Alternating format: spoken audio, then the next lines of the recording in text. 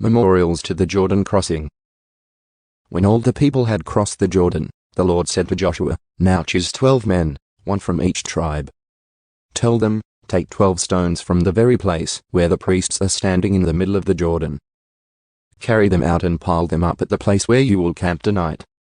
So Joshua called together the 12 men he had chosen, one from each of the tribes of Israel. He told them, "Go into the middle of the Jordan, in front of the ark of the Lord your God.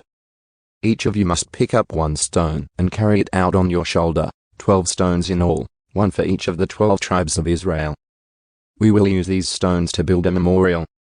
In the future your children will ask you, 'What do these stones mean?'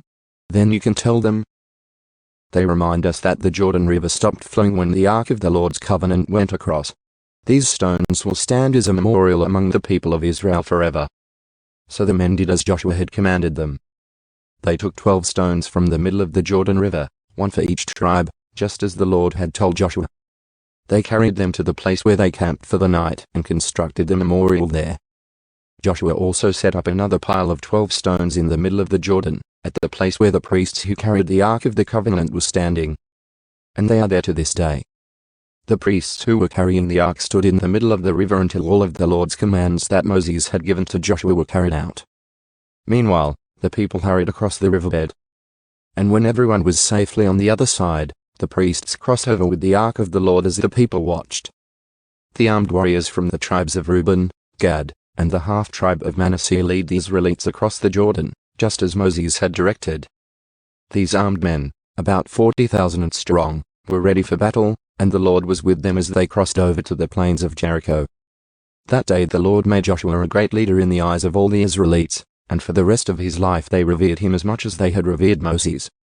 The Lord had said to Joshua, "Command the priests carrying the Ark of the Covenant to come up out of the riverbed." So Joshua gave the command.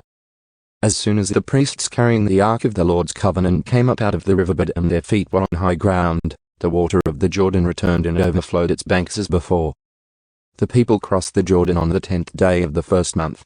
Then they camped at Gilgal, just east of Jericho. It was there at Gilgal that Joshua piled up the 12 stones taken from the Jordan River. Then Joshua said to the Israelites, "In the future your children will ask, 'What do these stones mean?' Then you can tell them, 'This is where the Israelites crossed the Jordan on dry ground. For the Lord your God dried up the river right before your eyes, and he kept it dry until you were all across. Just as he did at the Red Sea when he dried it up until we had all crossed over. He did this so all the nations of the earth might know that the Lord's hand is powerful, and so you might fear the Lord your God forever.'"